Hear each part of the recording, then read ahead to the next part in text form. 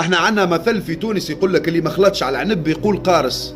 قاعدين تمسخوا في صورة المغرب وناس المغرب والمنتخب المغربي بفيديوهات خايبين، ومراه كان نفاق وحسد وبغض وكراهية.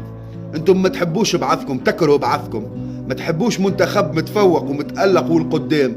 كي ترى منتخب عربي متألق قلبك يوجعك، تمرض. علاش؟ خاطرك مريض، مخك مسخ ونفسانيتك مسخة وقلبك خايب أكحل.